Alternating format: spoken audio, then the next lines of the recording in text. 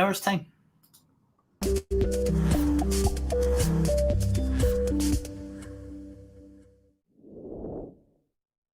Thank you, Dr. Enhnts, for coming to SCOTONOMICS and joining us today.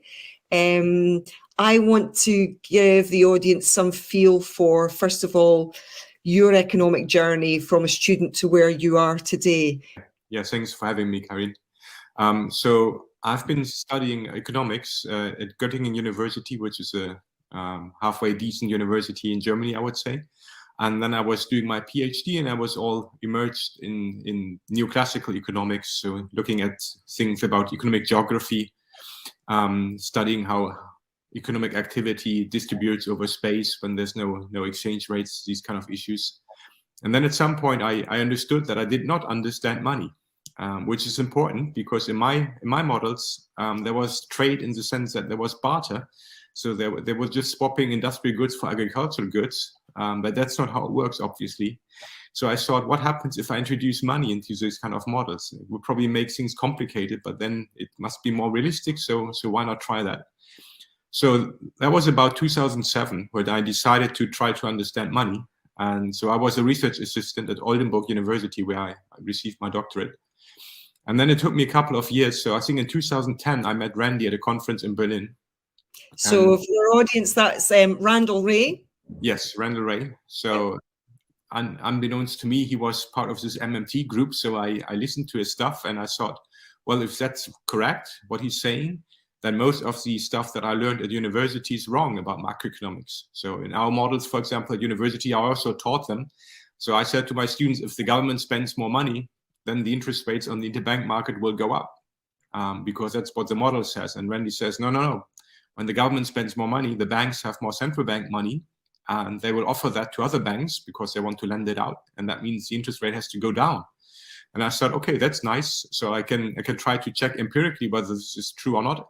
And it turned out that most of the central bankers that I knew at the time said, well, it's probably correct what Randall Wray says, that we use open market operations to mop up the liquidity, which is economic jargon for saying that they try to remove the money from the interbank market by selling illiquid government bonds to those banks who have these reserves, these central bank deposits. So I offered to Randy to translate his book, his primer, into German, but somehow his publishing company said that it cannot be done, or it should not be done, or it's not allowed to do that, whatever the reason was. So I thought, okay, but this is too important. So I want to write a book about the Eurozone. So how do banks in the Eurozone create money? How does the European Central Bank and how do the national central banks create money? And how do the European treasuries, the ministries of finance, how do those create money? And that's what I did. So by the end of 2014, I had the first German edition published. And then by 2016, Routledge published my first English edition of the book. And yeah, that's how I got to know MMT about 10 years ago, more than 10 years ago by now. The EU, the Eurozone, is famous for having this 3% deficit rule. Yes. Could you maybe talk us through where that rule came from? And do you think it's possible that the European Central Bank could change its mind about this, especially after the pandemic? Yes. Okay, so the origins are in the 1990s. So this was the neoliberal age. And well, the Europeans thought about having a new currency, which was bad luck because it was the neoliberal age. So they thought about neoliberal ideas. And everybody was concerned with government overspending. You see, so the fall of the communist Soviet regime meant that government planning is bad and markets are perfect. So they wanted to create some kind of mechanism which would stop governments from spending too much money, whatever that means. So they had to think about some kind of constraining rule, and they said, okay, let's have a deficit limit. Okay, so if government spending is higher than taxation, and that's then more than 3% of GDP, then you have a problem. You have to cut down your government spending. At least the European Commission could make you do that if they wanted to. In the beginning, by the way, it was not possible to impose austerity because in the beginning the rules were softer. Okay, so when you broke the 3% deficit rule, they sent you a blue letter. That was it. But I'm getting ahead of things. So what did they do in the 90s? They said, okay, we need some kind of rule. So it's going to be this deficit rule, and which number to pick? well, the French were engaged in this, and some bureaucrat from the Ministry of Finance in France said, well, you know what, we have a deficit in France right now. It's like 2.1%, something like this, and probably we should pick something like, well, it has to be more than that, because otherwise, if the French government would be breaking the rules right from the start, so why not pick 3%? So it's a good number. Okay, it's not too far away from where we are, and historically, probably it's also some kind of average. So there was just some lowly bureaucrat in the French Ministry of Finance who picked this kind of number. There was no academic discussion. They just presented the number, and everybody said, okay, yeah, that sounds more or less reasonable. So that was the 1990s, when the markets knew best, and that's when the euro was designed. So yeah, I mean, by now it's kind of obvious that the rules don't work. So coming back to the 2000s, so the rules didn't work in the 2000s because Germany and France, they broke the rules all of the time. Okay, so the deficits of both those countries were in deficit of more than 3% every single year. I think apart from one in France, but Germany broke the rules in the beginning of the euro every year. And then the other countries like Greece and Spain and Italy said, well, that's not what you're supposed to do. Okay, so let's strengthen the rules. So if you break the rules again, the European Commission can tell you to cut down government spending or increase tax rates in order to lower the deficit. Okay, so it's a bit ironic or tragic, more tragic than ironic, that those countries who were later affected by the austerity policies, well, those were the countries that made those policies possible, because otherwise they would have just received a blue letter. So they changed the rules, I think in 2006 or 7, so it was just right before the crisis, but they couldn't see it, of course. And then when it happened, of course, it was a big mess because the rules were too strict. So in a crisis, you will have big deficits because tax revenues are going down. And in the US, they had deficits of 12%, and Obama said, it will come down, no problem. We'll do the fiscal stimulus part.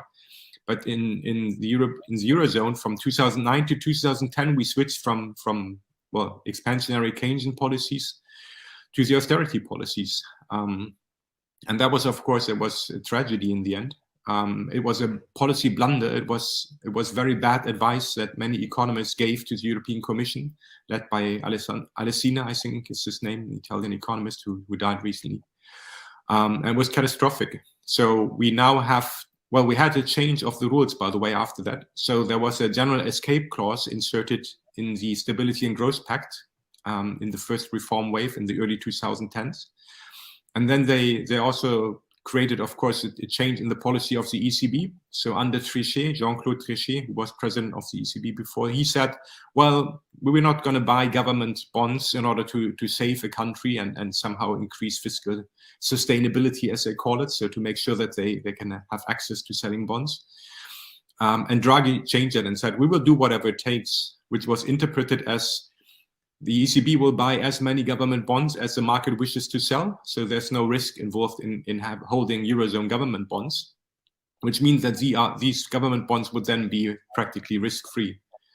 And of course, after the austerity disaster, they kind of rethought the rules. And when the corona pandemic happened, they instantly understood what had to be done. So in my book, I've been calling for that policy since 2014. So I said the ECB has to make sure that there is some kind of program, which is an ongoing program to fix the problem of not finding enough buyers for government bonds. So the ECB should at all times be allowed and also willing to buy up government bonds if private investors don't want to hold them. So they created this pandemic emergency purchase program, which was in the beginning, I think it was 1.35 trillion euros, government bonds and other stuff. And then the Stability and Growth Pact was deactivated because they activated this kind of general escape clause, and it's still off until the end of this year. And next week, so it's the week starting with May 23rd, they will decide whether they will put it out or disable the Stability and Growth Pact for another year. So that's where we are now. And we have, of course, a debate also in the Eurozone about changing the fiscal rules. That should have been done this year, but because of the war in Ukraine, they will shift it to next year. But it's kind of clear that those deficit rules are not going to work, and they will never work. They're kind of fair weather rules. And yeah, we're on the way of getting them out of the Eurozone governments, I suppose. Yeah, I mean, from a point of logic, it seems a very simplistic way of trying to run the European, or not the European Union, the Eurozone, in that surely if you're looking at a bunch of countries who are forming a union, you have to look at what each country requires. Does it have enough civil service infrastructure? Does it have enough physical infrastructure? You know, where does money need to be spent? Does it have the people who can deliver either that service infrastructure or physical infrastructure? You know, do you need to look at, you know, encouraging people to cross borders in order to bring up perhaps the infrastructure, either civil service or physical infrastructure in a neighboring country? These seem to be more logical rules to me rather than a random rule about deficit spending when money is, or currency is, not a constraint. And your goal surely as the European Union should be to surely you know, educate everyone to the best ability, ensure everyone has the best standard of living possible, and you know, and progress the society so that, you know, also green goals are met as well. Now, I see that you were invited to the Bundestag in 2019 to give evidence on the target to real-time gross settlement. So could you explain to our listeners what that is exactly? Yes. Okay. So when the euro was created, there was one decision that had to be taken. So do we keep the national central banks, or do we get rid of them and have just one ECB? So if we would have just one ECB for everybody, then all the European banks in the Eurozone would have their account with the ECB. If some Spanish bank would transfer some money to a German bank, there would just be a change in the amount of reserves. So reserves are central bank deposits. So the Spanish bank would have less deposits at the ECB, and the German bank would have more deposits at the ECB. For the ECB, it doesn't do anything much in the balance sheet. It's just that one account is now lower and the other one is now higher, and that's going to be it. So there's no problem with the balance sheet. So there is a problem with the balance sheet if you keep the national central banks. Okay, so what happens when a Spanish bank makes a payment because a customer of a Spanish bank has bought some German car, for example, from a car dealer, maybe in Germany directly, I don't know, might have happened, or if you buy any other import from Germany. So if a bank from Spain makes a payment, they of course give up the central bank deposits with the Banco de España, with the Spanish central bank, right? But from the central bank's balance sheet perspective, these reserves are liabilities. Okay, so if you have less liabilities, you will have more equity. Okay, so that's kind of a nasty development if you look at the balance sheet of the Banco de España, and if you are a German central banker, you will say, oh, that's very bad. Okay, so they are gaining equity when their banks transfer money to German banks, and at the same time, Bundesbank is creating more reserves for the German bank, which is receiving those funds. Okay, and that means that, of course, if the German Bundesbank, the central bank, has more liabilities then. Okay, so that creates a nasty equity hole here. So the German central bank, if Germany is a net exporter, will have negative equity. Okay, and that, of course, was something where German economists were very worried, because they kind of knew that Germany was supposed to be a net exporter, but that was always the goal. So if you are a net exporter and then you have negative equity at the central bank, that would be it would not be possible to sell this to the German public. Okay, it sounds like you're a loser. So the Bundesbank people probably thought about something. So it said, okay, we have to have some kind of balancing balance sheet entry. Okay, it's just a placeholder in a way. Okay, so just to make sure that in Germany we have a Bundesbank which does not have negative equity. Every time that we receive money, we get a target 2 asset. We just call it target 2 asset. It's really nothing. Okay, it's just a placeholder. It's not a debt. It's not even an asset. We just call it target 2 asset. But it doesn't have any maturity, and we can create those target 2 assets without any limit. So they're automatically created. So whenever a Spanish bank transfers money to a German bank, then these target 2 assets are created in the German central bank's balance sheet, and the target 2 liabilities are created in the Banco de España's balance sheet, there's no limit to that. Okay, so it's just a technical part of the payment system. But we all know, well, those who have studied MMT, that it doesn't matter that even if a central bank has negative equity, they can still create money, of course. So you cannot say that somehow because of negative equity, a central bank doesn't work right. The Czech central bank has been working with negative equity for many years. Also in Israel, there's no problem at all with negative equity because you're the creator of currency. So even Christine Lagarde said so in November 2020. She said that even if you would have negative equity at the ECB or at the euro system as a whole, she said the euro system, and that's the ECB plus the national central banks, they can still create as much money as needed. Okay, so they completely agreed with this MMT view that central bank is the issue of currency and it can neither run out of currency or go bankrupt. So there you have it. Yeah. Do you think that your audience, a proportion of them were surprised? And what kind of questions did you get? Well, I think that they were not really surprised. I think they were doing a political thing there. So it was kind of convenient for the politicians to shift this kind of to shift the blame on those target 2 deficit countries. Okay, it was a nice blame game. So they kind of blamed the southern countries for running big deficits. So Hans-Werner Sinn, a famous economist, argued that they would just print money in Spain and then buy German exports with that money, and it's completely unfair. But also the progressive kind of played that game, so they didn't want to go against it at least. And before I spoke, also some other specialists were speaking on this subject, but I was the first one to say, look, these target 2 assets are not assets. Okay, they just called assets. They just fill in the balance sheet hole in a way. But you cannot claim that somehow the Spanish central bank owes anything to the German central bank. Okay, and afterwards, so just after I finished talking, so I had only 5 minutes, and Isabel Schnabel came on, who's now with the ECB, and she said, well, Dr. Enhnts is right. Target 2 assets and liabilities are not really assets and liabilities. And I thought, okay, so they just waited for somebody to say it out loud. And it wasn't, it seems like it wasn't their call, but they kind of saw that I would do it. And then it was gone as a topic. So we didn't have any more target 2 debates after this debate. So that was a big success in a way for us, because that was really stopping us from debating the real issues of the Eurozone, like talking about the support of the ECB for the countries. Like also we should talk about full employment targets and other goals to achieve, and stop talking about these fiscal deficits, which are really not worth discussing at all.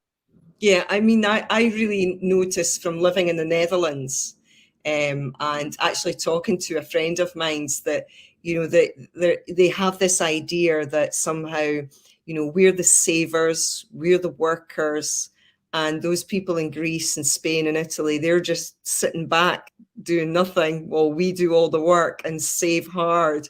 You know, and I find that really interesting, because obviously in the UK, we've got the reverse situation where, you know, to a certain extent, there's a thinking in London that somehow, you know, Scotland is this complete economic basket case, and you know, we don't really do very much up here. and I see the reverse happening in the European Union. You can't expect all parts of the European Union to look the same and do the same things, and that should be the beauty of it, surely, I would think. What do you think? Yeah, I mean, this is also the promise of the European Union. So we are supposed to have convergence.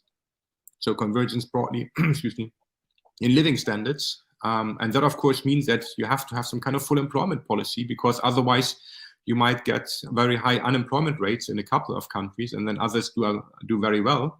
And I think by now it's clear that we need industrial policy, we need some kind of incomes policy. So there's a lack of institutions. So I think the worst part of it is that we cannot address the unemployment problem. Okay, so back when we did not have the euro, it was clear to everybody that the federal government would be the one to fix the unemployment problem. Okay, so if people were unemployed and they were not happy, and all the social ills that came with it, then you'd voted for some kind of party which said, oh, well, we need to increase government spending, and these people they're not unemployed because they're not productive, but they're unemployed because it's just not many. There's not enough jobs. That's the problem. Okay, so you've got to add more jobs, And it doesn't matter whether the government buys stuff from the private sector and adds private sector's jobs. I mean, you can do this and vote even for a conservative party or some kind of socialist party which says we need public employees and that's a better idea, so you vote left.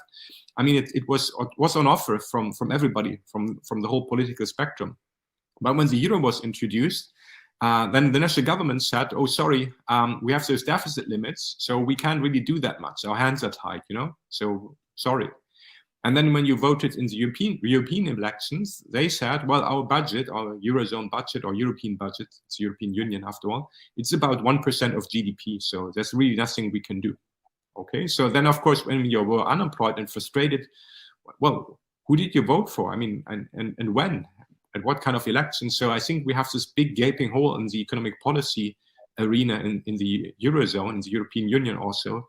We need to address this. We need to make sure that there's a way for voters to express their unhappiness with the job situation. And the job situation, by the way, now is compared to the other years, it's very good. It's, of course, a bit ironic again, because the deficit limits are off, and governments are using their government spending to fix problems instead of targeting their spending to achieve some stupid fiscal deficits. So some deficit targets. That means that the unemployment rate in the Eurozone has, for the first time ever, it has been falling below 7%, which is still very high. But it shows you that the macroeconomic regime, in a way, in the Eurozone is just dysfunctional. Okay, so those deficit rules have to go. We need to replace them with other targets. And I think that is something which also the European Commission now understands. The ECB understands it, obviously. So I think that needs to be fixed. Yeah, like full employment or full education. If you're not working, then you should be in education, or if perhaps you can afford not to work, you have private income, then obviously you can do what you like. But we can't have people struggling, and when there's really so much to go around, we could be doing so much better. Now, you also addressed the Irish Parliament in 2021. So what did you talk to the Irish Parliament about, Dirk? Oh yeah, I did. It was fun. So they asked me about the deficit rules and the fiscal rules of the Eurozone, because there was talk already in 2021, and their concern was twofold. They first said, look, if we have these deficit limits, we cannot create the green investment that we need. Okay, so we need to spend more. Because, for example, you need public infrastructure for these electric cars. Okay, they need to be charged somewhere. Not everybody has a house and a private charger.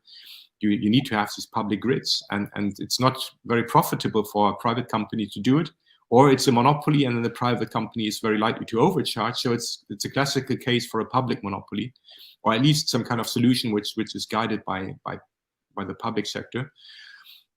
So that was one of their concerns. So said, so what's going to happen there? I mean, we want to have these funds also. So I think one of the problems was also that there was co-funding, so that the European Union would give money if the national government spends money by itself. But if you can't spend because of the deficit rules, then you don't get the additional money, and that means that some countries will be left behind.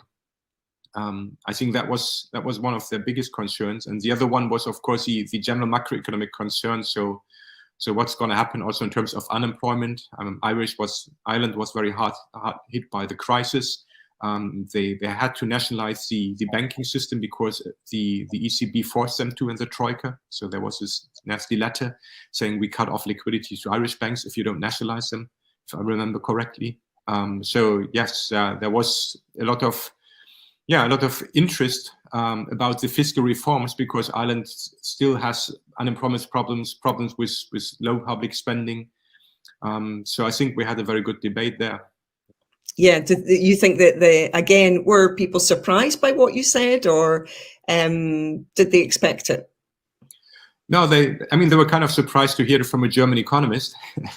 But I think it was all logical, and I think everybody was a bit surprised that the wind is changing so quickly, and that nobody called for austerity in the pandemic, for example. So it's just completely off. It's like it never happened.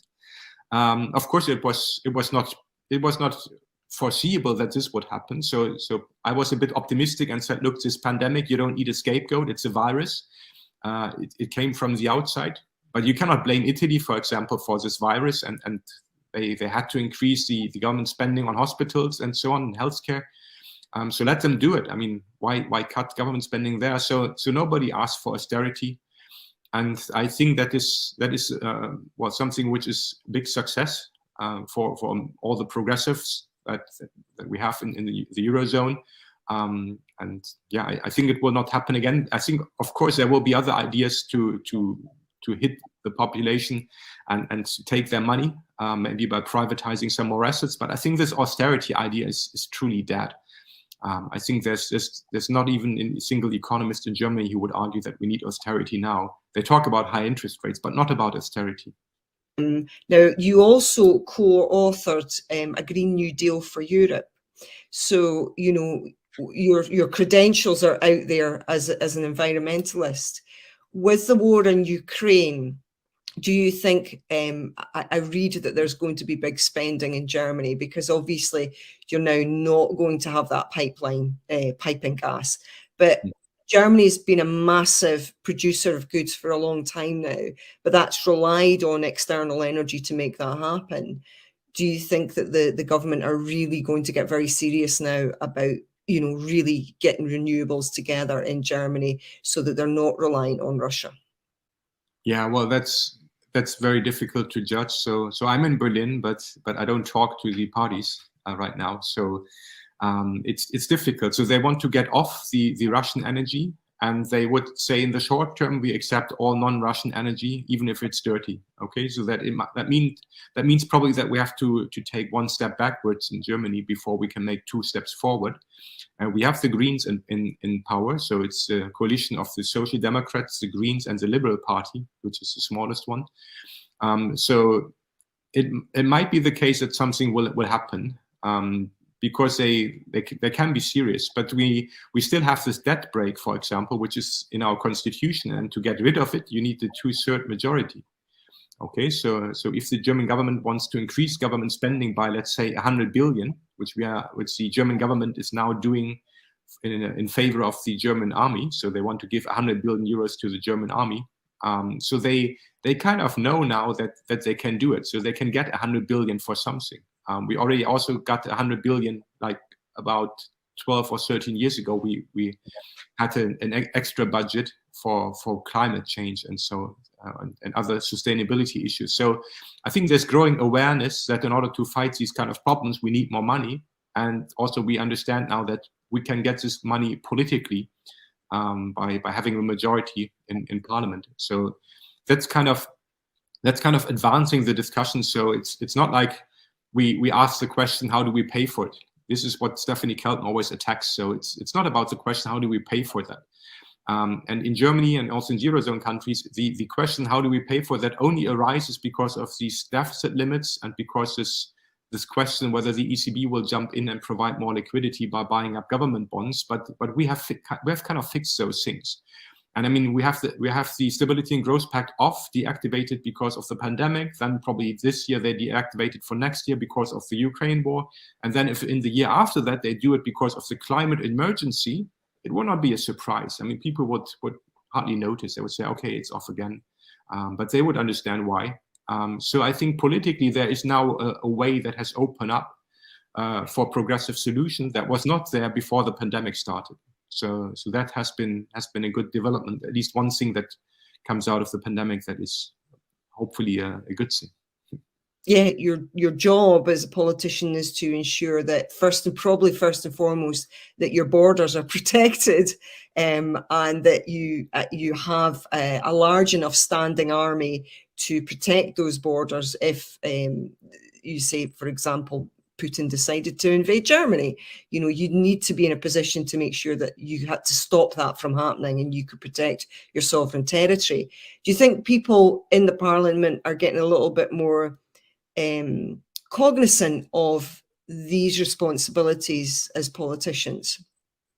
Yes, I think they surely do. I think the idea of politics in the era after the fall of the wall, which was here in Berlin, obviously. So people thought, and the politicians thought, well, the task of politics now is to give more and more power to markets because we have seen that government intervention does not work. Okay. So that was the idea of politicians. So they would say, okay, I become elected, and then I just hand out power to the lobbies, and then I try to make sure that markets work. So the banks will look after themselves, and then in 2008 and 2009 they blew themselves up. So they were not acting responsibly, and there was the first scratch in this kind of model.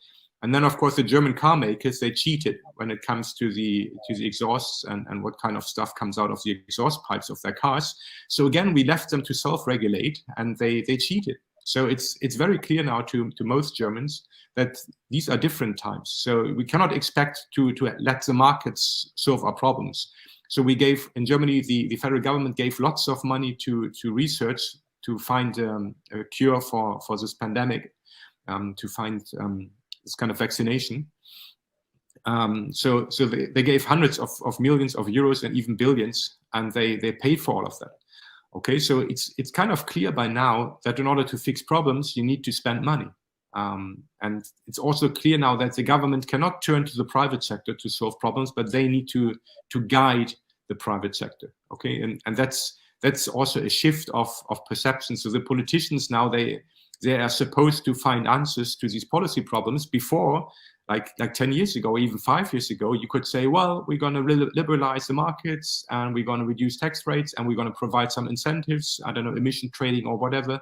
But that is not acceptable anymore.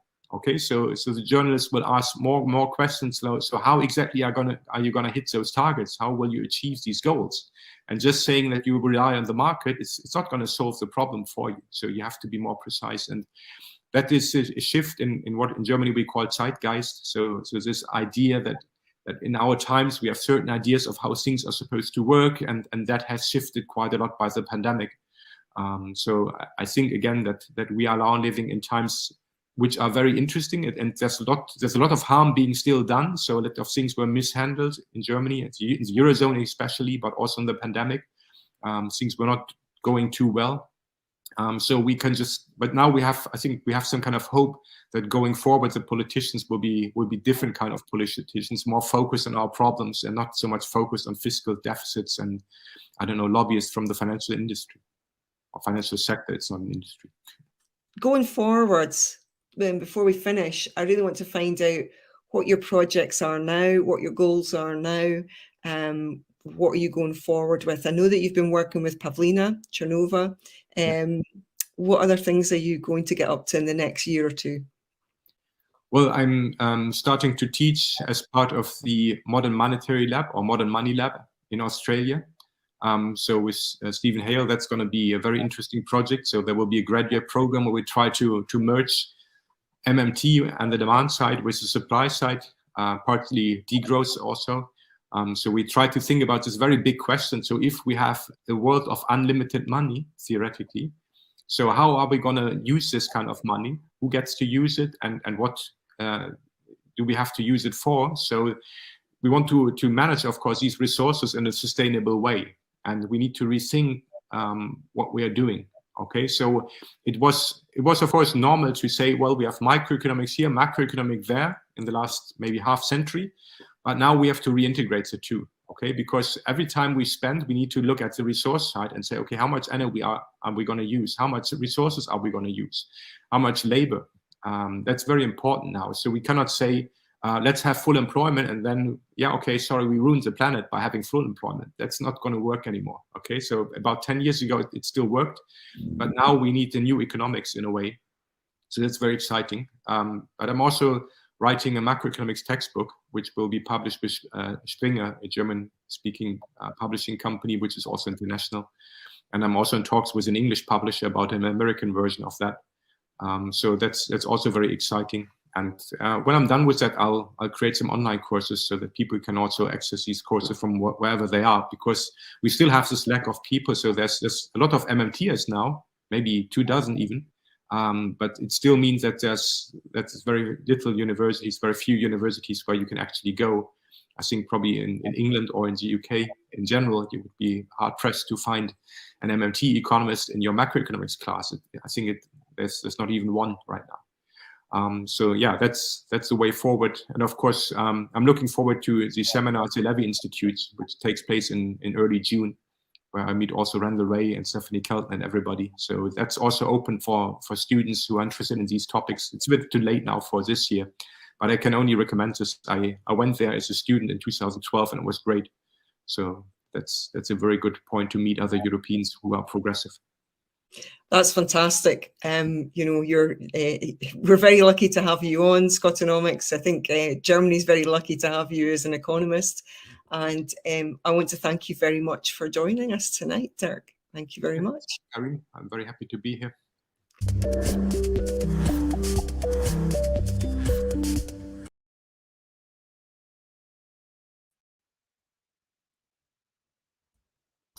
And hello, Kieran. How are you doing? I'm good. Yes. It's been a busy time. Yeah, nice to see you. Kevin's just tweeted and said, "Can we adopt him?" Really powerful presentation. I think before we get to that, I'm just wondering, do you want to give us a rough idea of how your first couple of weeks as a newly installed councillor has been? Well, I think I'm actually into my 4th week now. Really? So yeah, it's the 4th week now. So yes, there's a lot of training. Sometimes I've got 2 to 3 online training courses a day. I already have had lots of emails from constituents as well, and lots of emails from other people too. So yeah, hitting the ground running is how I would describe it. It's pretty busy already, and we have civic engagements as well. So thank you, KG.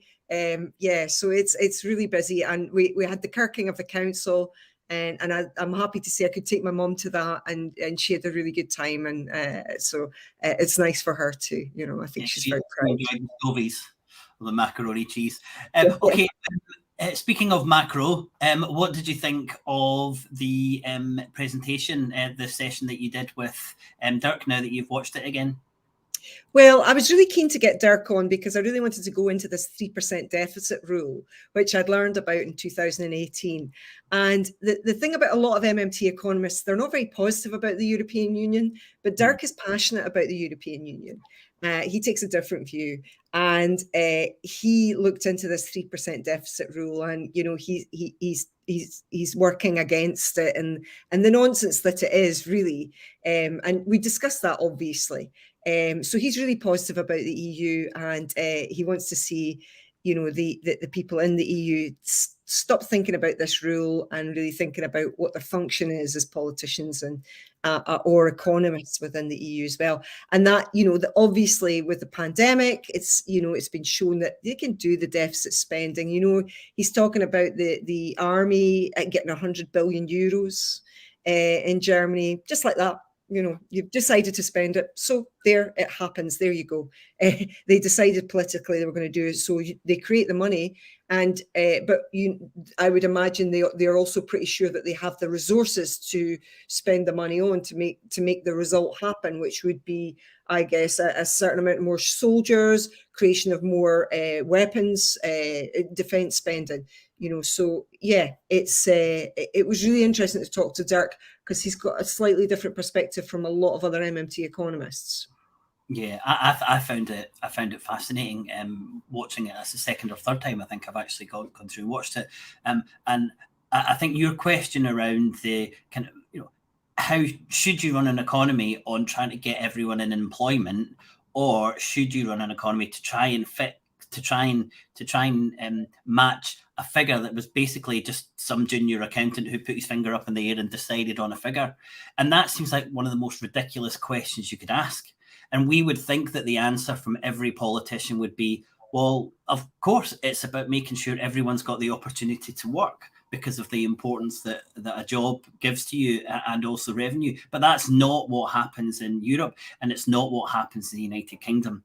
And under the Sustainable Growth Commission, which will cover a wee bit more in a second or two, that wouldn't happen either, because we've still got this idea that there's certain rules that must be adhered to rather than what is the point of an economy. And I thought that was wonderful that you picked him up on that. Also, the point about Europe, I think, was fascinating. It's not, there's nothing wrong with Europe. It's the institutions and it's the way that the institutions are run that makes a big difference. So how do you think this relates to Scottish independence, the stuff that Dirk was talking about? Well, yeah, I think it's important for people to understand that what a deficit is. That it's not a negative. It's most of the time it's a positive thing that a country has a deficit, and it's very unusual for a country to have a surplus. And your deficit spending really is the cash that the government are injecting into the economy via government spending on things that should be happening, not on, for example, giving your friends money to create PPE that doesn't work. Obviously, that's not the kind of thing you should be deficit spending on. But obviously, as I said to Dirk, first and foremost, you should ensure that you can defend your borders, because then you're defending your ability to grow food for a start, or defending the children of your country. And there are definite things that you should have in place and you should deficit spend for. And yeah, I think full employment is another one. Absolutely. Why would you let a proportion of your workforce not work if they want to work? It seems crazy to me. And there's a comment here from Lars. He didn't mention UBI, and I would imagine, being an MMT economist, that he would be more in favour of a job guarantee than a universal basic income. But yeah, that wasn't a policy. But he did mention green infrastructure and green investment, and he's looking forward to the European Union and saying, well, actually, how do you fund this green transition with spending only 3% more than you're raising in taxes? And this is a fundamental question I would love everyone to just take a step back and think, well, how do we do a just transition to an economy that's going to have to run in 20 years not on fossil fuels? How do we do that with such a tiny amount of public money? And as Dirk said, a lot of this transition, there's no profit in it. So expecting the private sector to come in and do it when there's no profit, it's not going to happen. And he also raised the spectre of them coming in and doing it terribly. And doing it immorally and illegally. So this is why public money is so important. And I wanted to talk again about the Sustainable Growth Commission. And Andrew Wilson, who wrote this, had the opportunity 2 weeks ago on the National to draw back a little bit on that and say things have changed. The pandemic has changed my position on this. It's changed the government's position. But he didn't. He kind of doubled down on it. And within that Sustainable Growth Commission, there is still this adherence to a 3% deficit rule. So just think what Scotland would be like as an independent nation if we had to keep to these figures that are in the Sustainable Growth Commission. And this is why I believe it's so important for the movement to look at that document and question everyone, because can we have an economy that we want when we've got to try and stick to these rules rather than running the economy on what's best for the people who are living in Scotland? So that's why that 3% was hugely important to Europe, but also to the Scottish independence movement. We can't have an economy that just fixates on figures. It's got to fixate on people and making everyone's lives better.